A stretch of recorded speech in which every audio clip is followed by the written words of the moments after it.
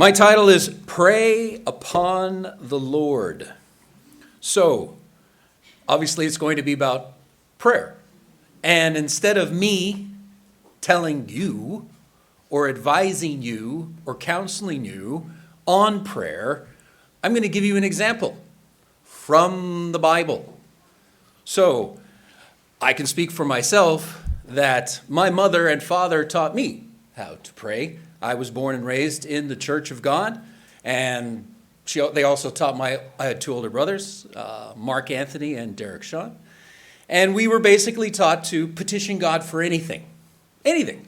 I want more ice cream tomorrow night, or I want my favorite team to win next weekend.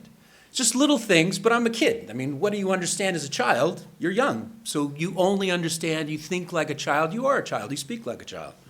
So as I got older, I started getting a little bit more intricate in things that I would ask for. However, what I want to ask you today to think about is in our communication with God, as we mature, as we grow in our faith, what do we understand about prayer itself? Because it is communication with God. We can do it all the time. Pray without ceasing. That's what the Bible commands us to. So, I get to talk about Chuck because he's not here. So, Chuck and we went up to Vero Beach about 2 weeks ago.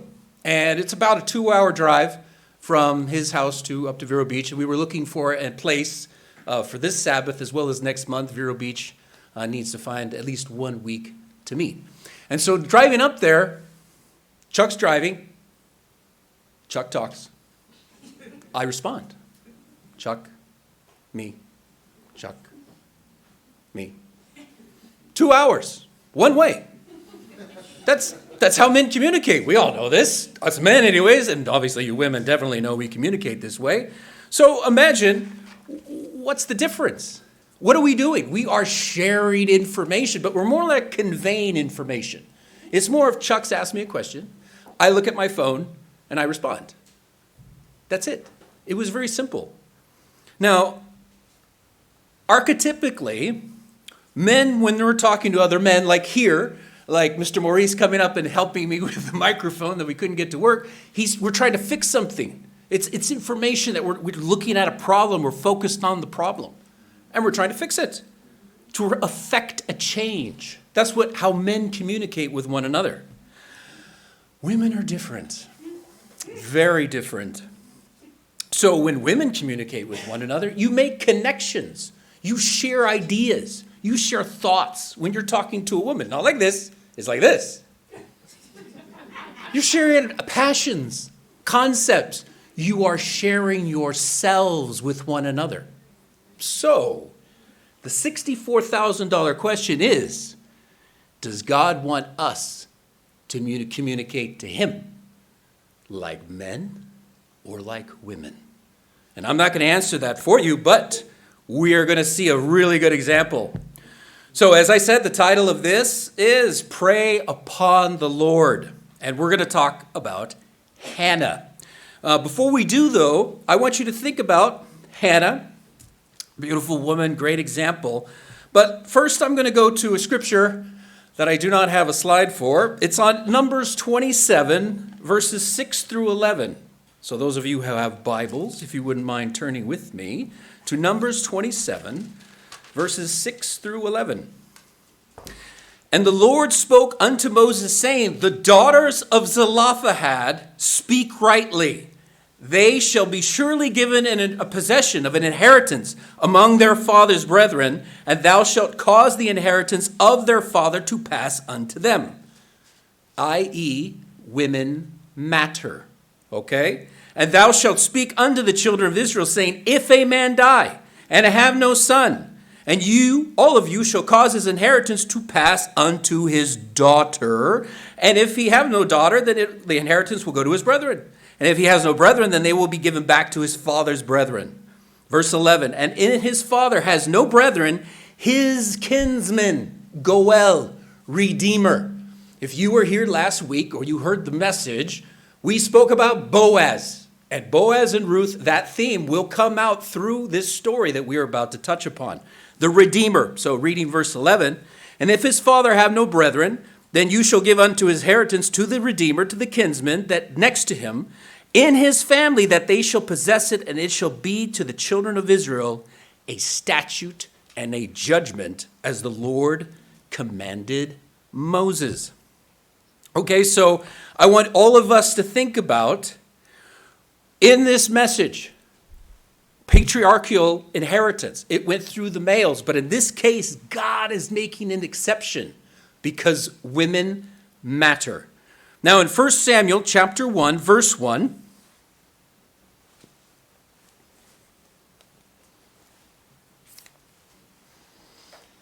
now there was one man, a certain man from Ramath Zophim of Mount Ephraim, and his name was Elkanah, the son of Jeroham, the son of Elihu, the son of Tohu, the son of Zuph, an Ephrathite. What you're going to see and what I'm going to definitely show you in this first chapter of this book is there is going to be a lot of repetition. A lot. So those of you that like to take notes, you're going to have a lot of notes today. So Ramath, Zophim. Zophim and Zuph are right here. That is exactly the same. Ephraim, Ephrathites, this is exactly the same.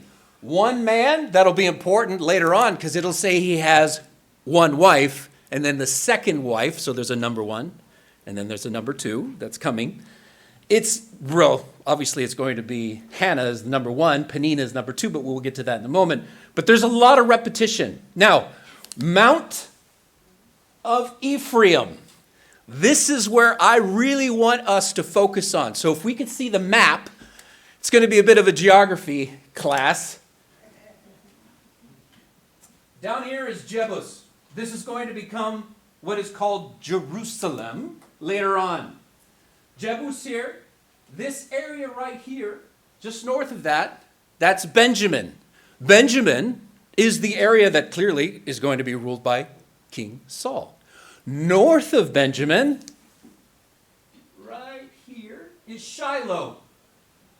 Shiloh is not in Benjamin. Shiloh will be where the Ark of the Covenant will be, but I'm getting ahead of myself. Please turn to Joshua chapter 17, verse 3. I have a slide for that one. Joshua 17, verse 3. Or maybe not. 17, verse 5, I have one. So 17, verse 3, it says, but Zelophehad. So this is where Zelophehad is mentioned. Obviously, he's died in the wilderness. The son of Hefer, the son of Gilead, Machir, he's from Manasseh. Okay? So from Manasseh. Verse 5 of chapter 17. And there fell 10 portions to Manasseh in Gilead and Bashan.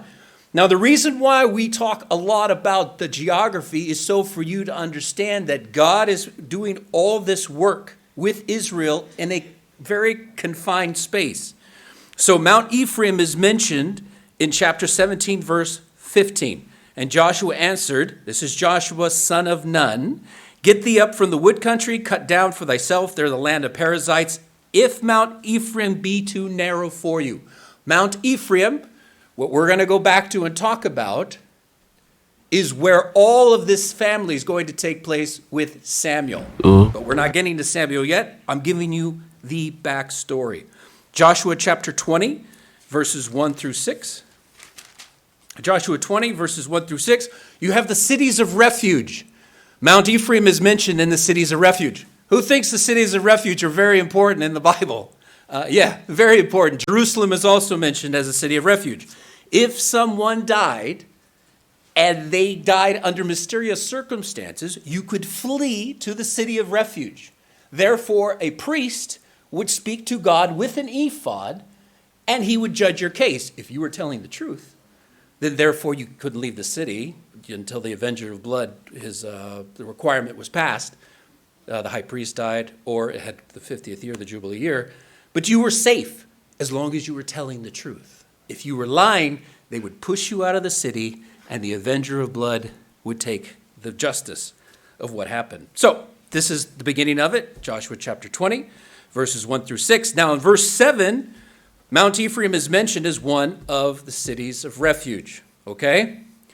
Think about where we're going with this. Samuel, Hannah, Elkanah, city of refuge. Joshua chapter 21, verse 5.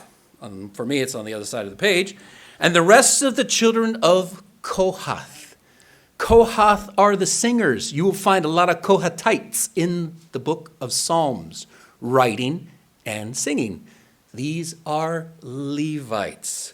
This is where Samuel's family is going to come from, okay? It's also important that you remember later on in 1 Chronicles chapter 6, if you want to know also where Samuel's family comes from, these are also Levites, okay? This is just proof in the scriptures. Joshua 21:21, it talks about Shechem. Shechem will be important later on because of obviously we already had the story of Joseph. Joseph's brothers murdered all the men of Shechem, but in the suburbs of Mount Ephraim. So this is giving you an idea of where it's close by, okay? Now in Joshua chapter 24:29 through 33, who knows what tribe Joshua the son of Nun was from? You don't have to shout it up. You raise your hands. He was from Ephraim. Joshua was an Ephraimite. Shiloh, the Ark of the Covenant, when it came out of the wilderness into the Holy Land, was in Joshua's native area. We don't know why. I don't know why. I couldn't find it in the scriptures, but the first mentioning of the tabernacle being built in Shiloh is Joshua 18. Doesn't tell why, but in Joshua chapter 24, verses 29 through 33, it talks about when he died, he was 110 years old, where he was buried, which is in Mount Ephraim. That's in verse 30. 31, Israel served the Lord all the days of Joshua, all the elders, they overlived Joshua as well. 32, and the bones of Joseph, which the children of Israel brought up out of Egypt, were buried in Shechem.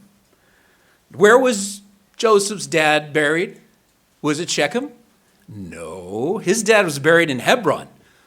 Joseph's mother, if we could see the map one more time, please. You think about where Joseph's mother died. Right over here. Kirjath Arbim, nowhere near Hebron. Jacob is buried with Leah, not with Rachel. Keep this in mind. In Joshua 24, verse 33, Eleazar, the son of Aaron, the high priest, he died and was buried there on the hill that was given to Phinehas in Mount Ephraim. Okay? So I'm giving you the backstory of the Israelites and Joshua. Now in Judges chapter 17, there is a man named Micah. Micah steals money from it's 2 chapters. We're not going to get into it, but I'm going to tell you. Steals money from his mother, gives it back to her because she curses him, builds an idol with that money, starts his own little cult, and he has a Levite. A Levite who comes from, anyone know?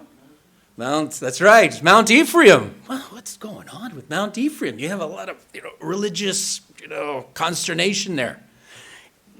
Same book, Judges, chapter 19. You have another Levite, okay? But he happens to be sojourning. He's just visiting because remember, Levites were given no land. They all had to be parcels within all the other tribes. So this Levite is sojourning in Mount Ephraim and his concubine comes from Bethlehem, Judah. Now remember, you have Ephraim, you have Benjamin, and you have Judah. So he has to go all the way down to get his concubine down in Bethlehem, Judah. And on the way back in Jebus, which would become Jerusalem, is where you have these men of Benjamin. Because if you recall, I just told you, Jerusalem, or the future Jerusalem, is in the land of Benjamin. These men are really terrible human beings. They want to know this Levite carnally. He instead pushes out his concubine, and she is tormented, to put it politely, all night, and she dies. This same Levite cuts her in pieces and sends her to all of Israel. This is all here in Judges 19.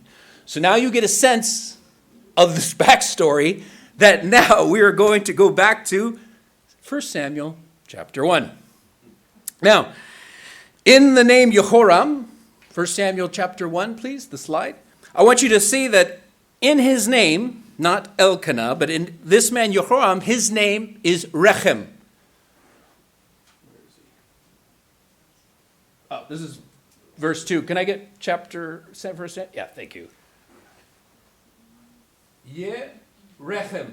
Rechem is the word in Hebrew for womb. Womb will be mentioned several times later in this chapter. As I said, there's going to be a lot of repetition that you will hear.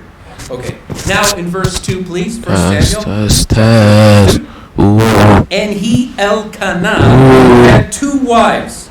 And the name of one was Hannah. The name of the second was Peninnah. And Peninnah had children, but Hannah had no children. Now, a man having 2 wives.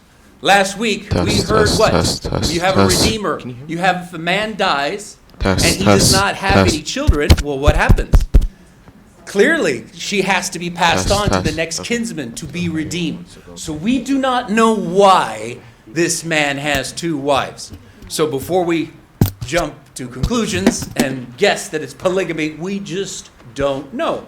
Now, Hannah, her name means grace, or grace-filled, or graceful.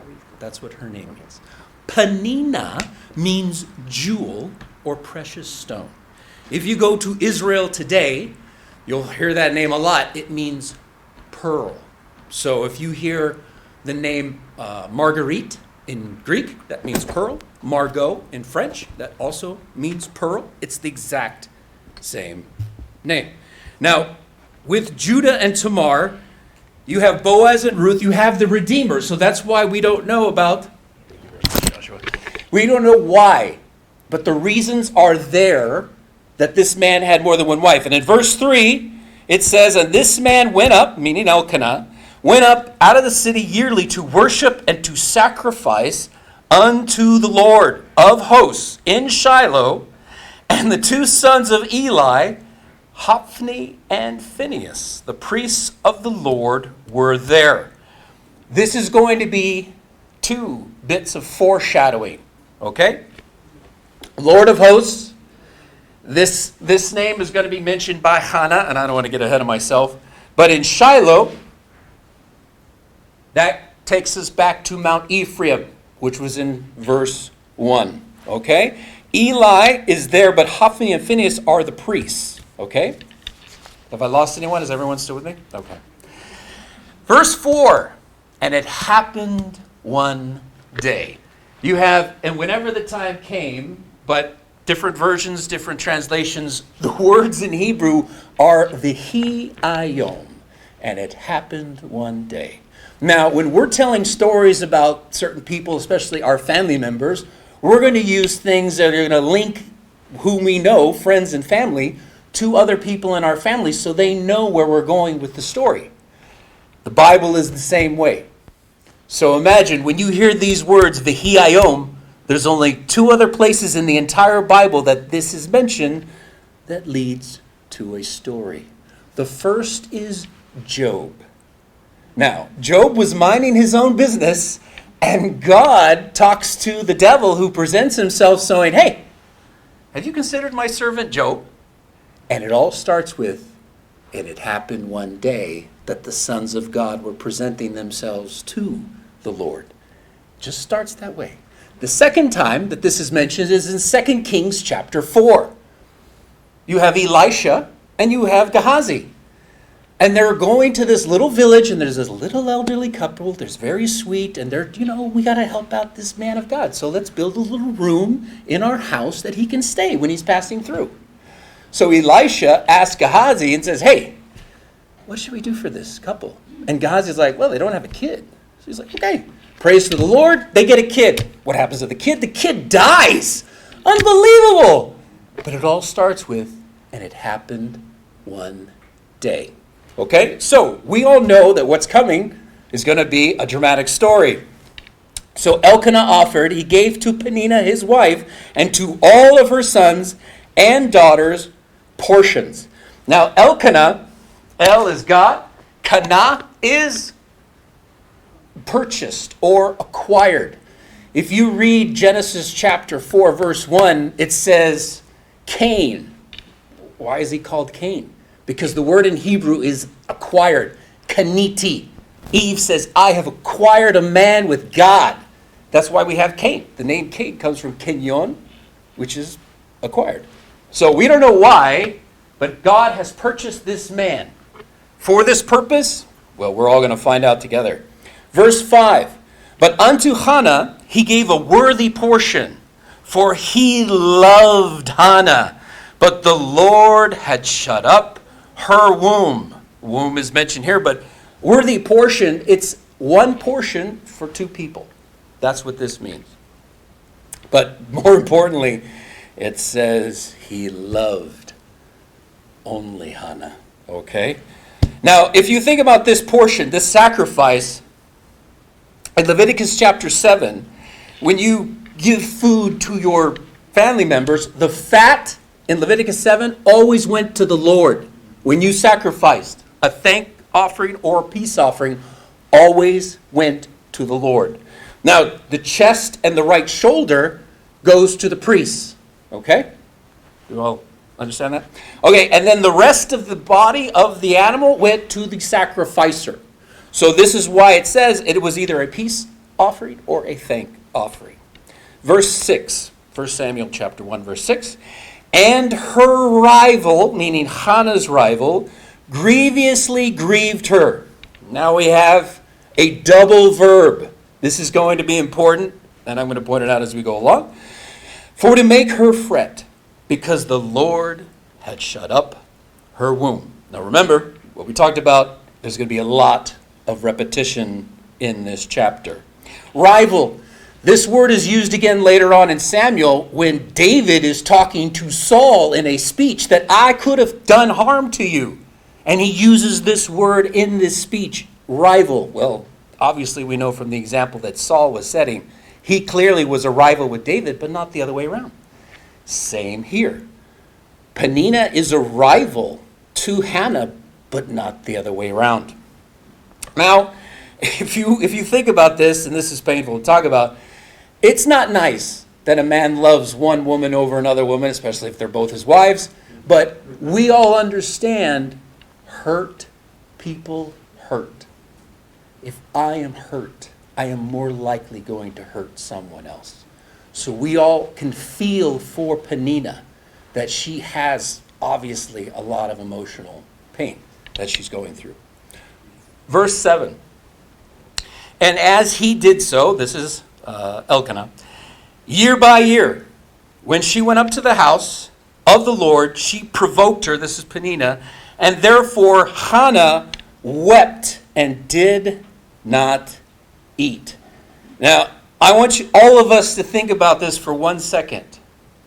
Hannah is a godly woman. She is not striking back. She is not accusing Peninnah. But this is important for all of us. Either us men want a godly woman, and you women want to be a godly woman. So if you think back to the stories that one story last week was Ruth and Naomi as an example. Verse 8, then said Elkanah her husband to Hannah, why are you weeping? Why don't you eat? Why is your heart grieved? And am I not better to you than 10 sons? Now, I'm not a parent, but all of you ladies who are mothers, think about your husband saying to you, am I not more important to you than your firstborn, secondborn, all your children combined? I won't answer that. I'll let you answer that for yourselves. Not a very wise thing to say, but these are all questions. He is speaking from his perspective. Like what we said earlier, he's trying to fix something. He's trying to affect change. He's just talking. He's not really sharing.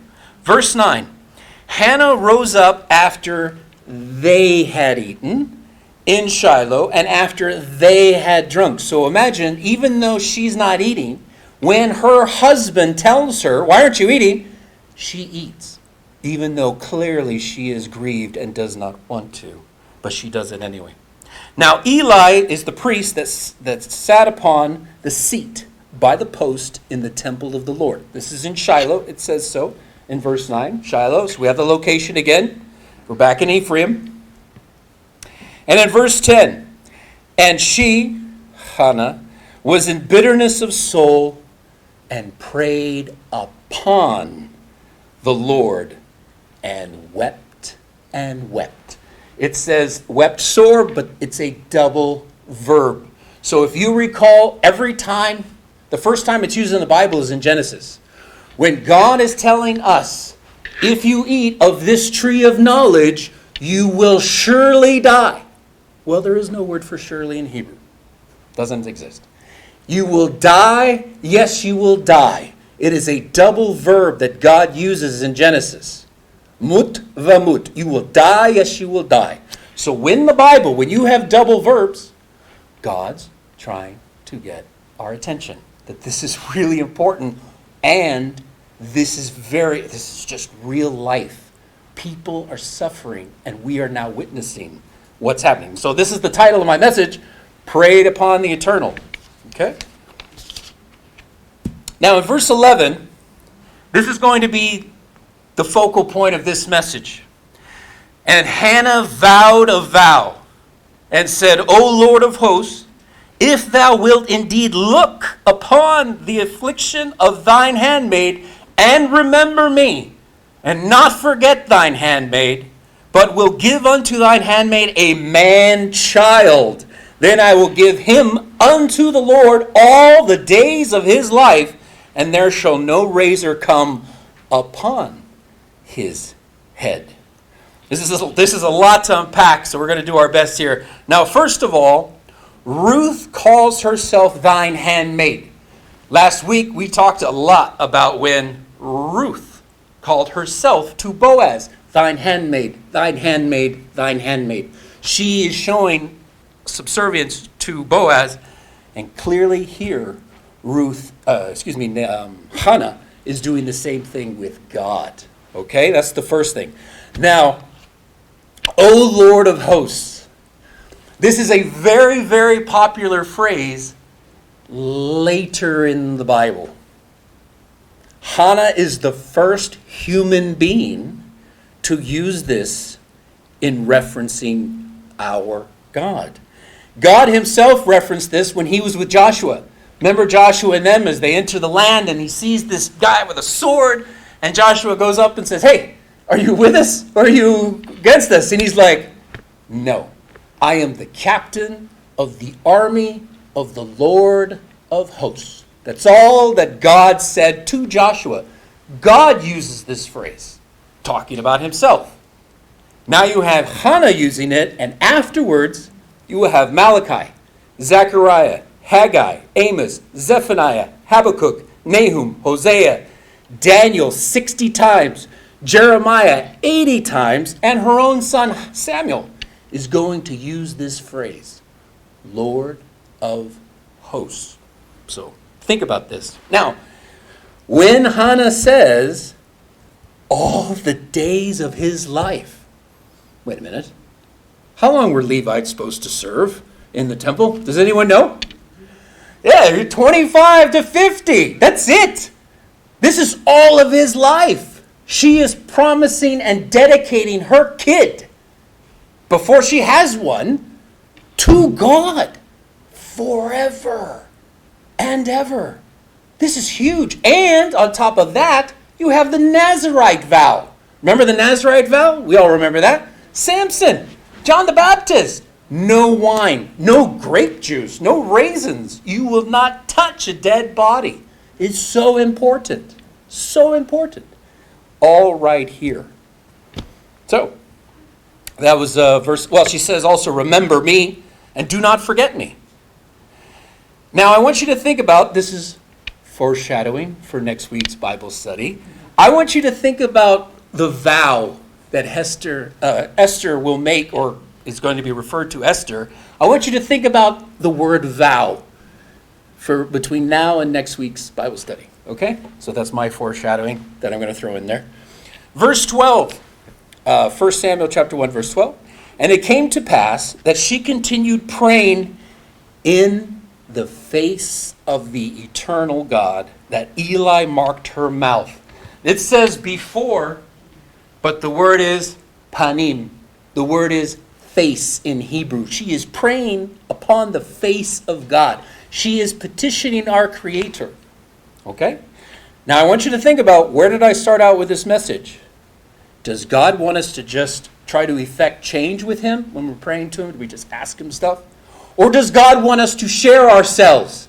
Does God want us to pour out ourselves, our passions, our ideas, our loves, our hates, our joys, our concerns? You can answer for yourselves, but I think you're getting an idea about what the Bible is using as an example. So in verse 13, now Hannah, she spoke upon her heart. Only her lips moved, but her voice was not heard. Therefore Eli thought that she was intoxicated, drunk, inebriated. Okay, I don't know how Eli surmised that, but the heart, the core, cœur, corazón, your heart is the center of your body. It says that she spoke upon her heart. And we have biblical examples. So we have Strong's, Strong's number 5921. It's beautiful. Can we get the slide for Strong's? All is upon. So earlier in this book, it said that Eli sat upon the seat by the temple. This is the same word. Used as a prefix. You could read it here if you want to. It's a lot of information. But it is upon something. Not next to. It's upon something. So the first example we're going to use is Exodus chapter 28, verse 30. So if you have a Bible, we have a slide. Exodus chapter 28, verse 30. And thou shalt put in the breastplate of the judgment. No, I'm off by a check. No. Here it is. And thou shalt anoint Aaron and his sons and consecrate them, and they shall be ministers of the priests of the office.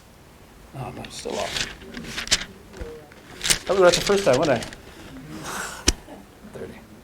30. Thou shalt put in the breastplate, the omen of thumb, and thou shalt be Aaron's upon Aaron's heart. Literally, this is upon his chest. This is upon his heart. Daniel chapter 1, verse 8, please, is the next verse.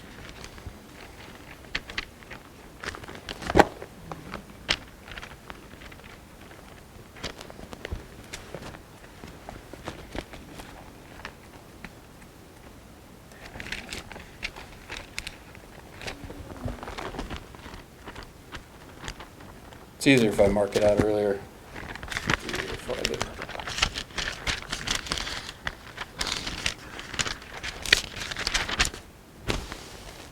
But Daniel purposed, it says, in his heart.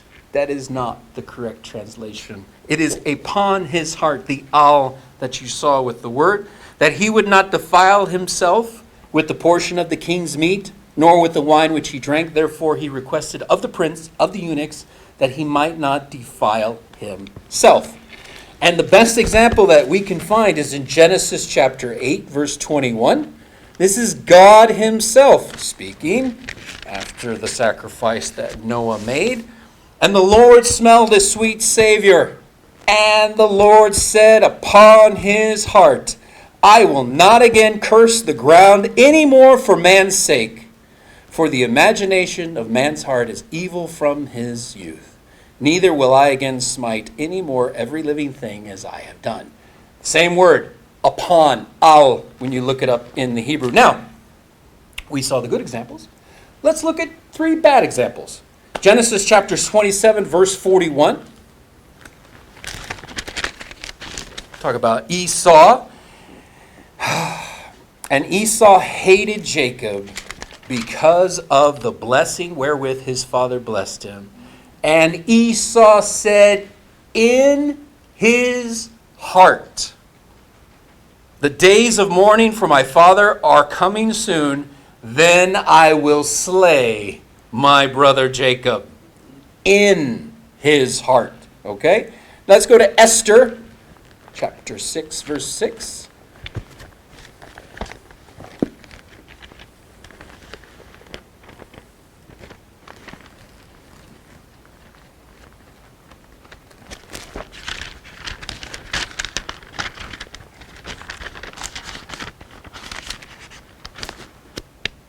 So Haman came in. This is right after the king can't sleep. And the king said unto him, what shall be done unto the man whom the king delighteth to honor? Now Haman thought in his heart, to whom would the king delight to do honor more than myself? In his heart. And the final example, is in Psalm chapter 14, verse 1.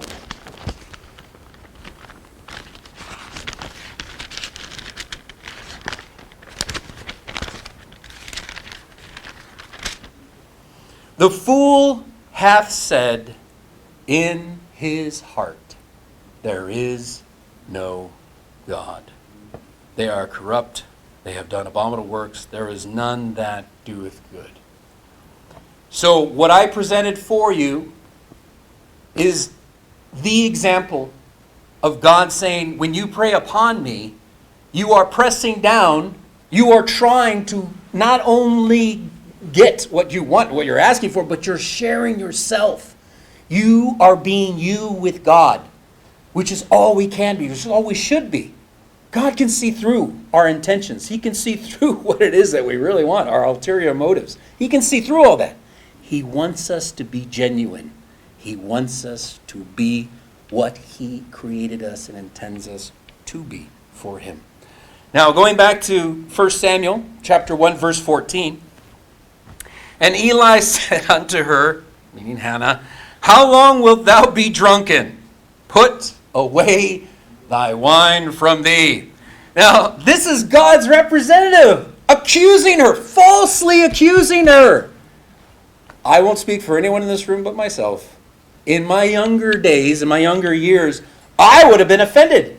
Had someone accused me of something I did not do, I would be angry. I would not be spiritually mature and be like, hey, he's a representative of God. I think all God's representatives are like this. I think all people in authority. I could go on in an immature mind.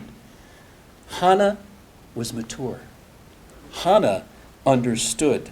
Verse 15. And Hannah answered and said, no, my Lord, I am a woman of sorrowful spirit. I have drunk neither wine nor strong drink, but have poured out my soul before the Lord. Hannah cared about appearances. That's something we should remember. All of us. Remember Boaz with Ruth. When she came down to the threshing floor and laid at his feet in the dark. She's a betrothed woman to a kinsman who's closer than Boaz was. He kept her reputation intact. And that's what all of us should be mindful of. All of us should be mindful of. Now, in verse 16, 1 Samuel chapter 1, verse 16, count not thine handmaid for a daughter of Belial, for out of the abundance of complaint and grief have I spoken hereto. Now, Belial, Bli is the word that's conjugations, two words put together. Bli is without, al is burden. To be without burden. To not care that you are speaking about, well, in this case, she's praying to God, but Eli doesn't know that. Think about in 2 Corinthians, I don't have a slide for this, 2 Corinthians 6, verse 16. If you're taking notes, write this down. Paul is making a reference that if you eat of the Passover table with the sons of Belial, it is a synonym for Satan the devil. So, obviously, this scripture in verse 16 of 1 Samuel, it's a pretty strong statement that Hannah is saying to Eli. But this is foreshadowing, but I don't want to get ahead of myself for the next chapter. Verse 17, excuse me. Then Eli answered and said, go in peace, and the God of Israel grant thee thy petition that thou hast asked him. Eli reflects that he is wrong, and he corrects himself, and he bids her farewell, but he does so in a very positive way. That's something that we need to take away from this remark that he makes. He believed in her. Verse 18, and she said, let thine handmaid find grace in thy sight. So the woman went away, and she ate, and her countenance was no more sad. That's interesting. She prays to God, and she leaves. What's changed? Has she gotten her man-child? No. She asked God for something. She petitioned God, and because of her faith, it says she's no more sad. And her name means grace, and she uses the word grace. 11 times her name, proper noun, Hannah, is used. This is the 12th time, and it's just the word grace. 12 times her name is used in this first chapter. I want you to consider that as well. Verse 19.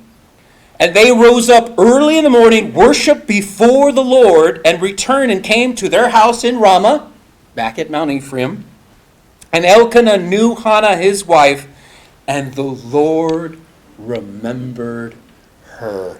This is beautiful. Think about this. Sarah, excuse me, the Lord remembers Sarah. The Lord remembered Rebekah. The Lord remembered Rachel. The Lord remembers Manoah's wife.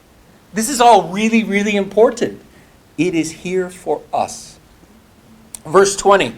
Therefore it came to pass that when the time was come about after Hannah had conceived, that she bore a son and called his name Shmuel, Samuel, saying, because I have asked him of the Lord. Asked. That's a different word.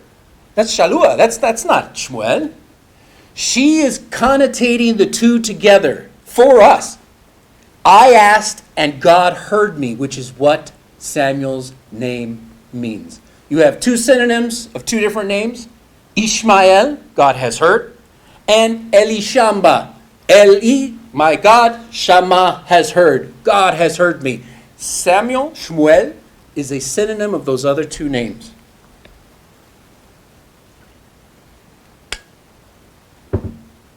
Verse 21. And the man Elkanah and all of his house went up to offer unto the Lord the yearly sacrifice and his vow. He has a vow too. Remember I asked you, foreshadowing, think about next week. Vows are going to be important with Esther. But Hannah has vowed. Elkanah has vowed. Who else did vows in the Bible? That would be Samson, right? In the book of the Judges, the time of the Judges. Jephthah, he made a vow. Vows are important. Verse 22. But Hannah went not up, for she said unto her husband, I will not go up until the child be weaned, and then I will bring him. Then he may appear before the Lord and abide there forever. This is going back to what the Levites, 25 to 50, this is all of Samuel's life. He is dedicated to the God of this book. The God. Verse 23. And Elkanah, her husband, said unto her, do what seemeth good to you. Tarry until you have weaned him, until the Lord has established his word. The Lord has established his word, and the woman abode and gave her son suck until she weaned him. This do what seemeth good is a quote that later on Eli himself, in a very ominous way, will say this in chapter 3, verse 18. But we won't get that. What? Okay. Where are we now? Verse 24. And when she had weaned him, she took him up there, 3 bullocks, 1 ephah of flour, and a bottle of wine. Brought him unto the house of the Lord in Shiloh, Mount Ephraim. And the child was young. Burnt sacrifice for the vow, the burnt sacrifice, the sacrifice itself, and the peace offering, those are the 3 bulls. This is why it says 3 bullocks. So there's 3 of them, okay? Now the flour, this 1 ephah is going to go over all 3 of the bullocks, okay? And the wine is poured out as a drink offering. Hannah knows who gave her this blessing. That is why it's included for us to read. Verse 25, and they slew the bullocks and brought the child to Eli. Verse 26, and she said, O my Lord, as thy soul liveth, my Lord, I am the woman that stood by thee here, praying unto the Lord. Verse 27, for this child I prayed for, and the Lord hath given me my petition, which I asked of him. How many of us have already, but in the future when we pray for something, when we ask God for something, we can say these exact same words. God will reward us for our faith, whether we have it and he gives us what we ask for eventually, or we do not have it yet, and we have to build ourselves to understanding the author of this book. Verse 28, therefore also I have lent him to the Lord, and as long as he liveth, he shall be lent to the Lord. And he, Samuel, worshipped the Lord there. All of us belong to God. All of our grandparents, all of our future grandchildren, all of us are God's children. That's something all of us need to remember. Now, I want you to think about this. We're going to play some music, okay? These are hymns that we sing all the time, including today. Now, I want you to think about, while the music is being played, these hymns are going to be 8, 9, 46, 121, 136, 137, 144, 162. Within the words of these hymns are all inspired. Not every single word, but most of the words are inspired by Hannah in the prayer that I'm about to read for you.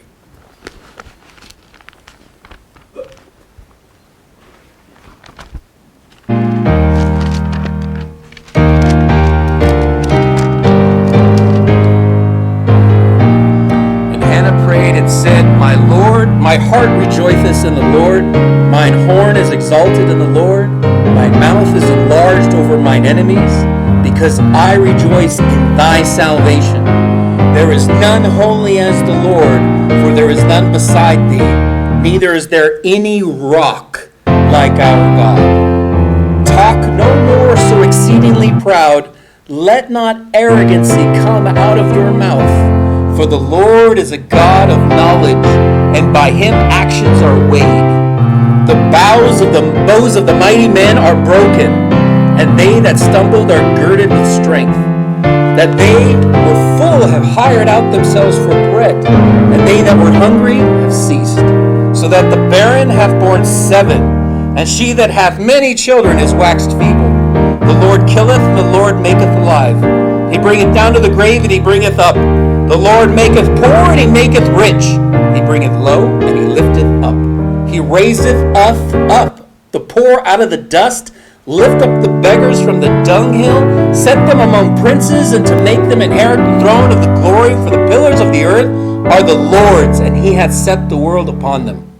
He will keep the feet of his saints, and the wicked shall be silent in darkness, for by strength shall no man prevail. The adversaries of the Lord shall be broken into pieces. Out of heaven shall he thunder upon them.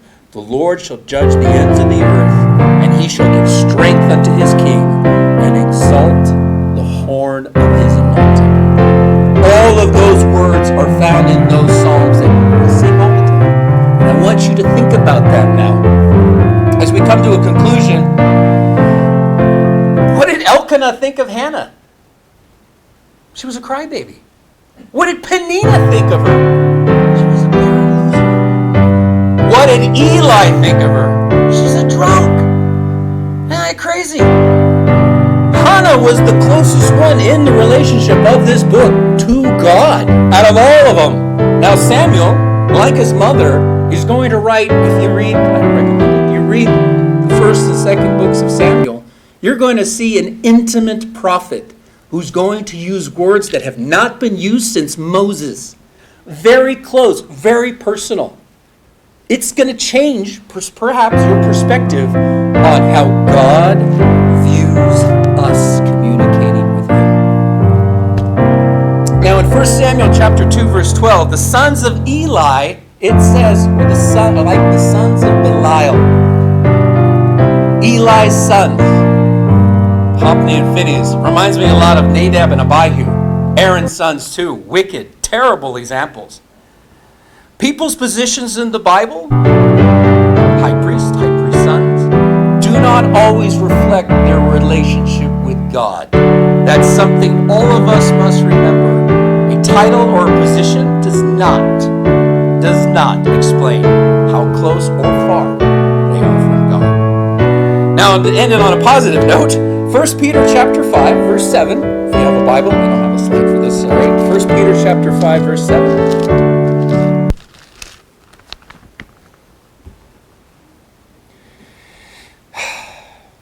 Casting all your care upon him, for he careth for you.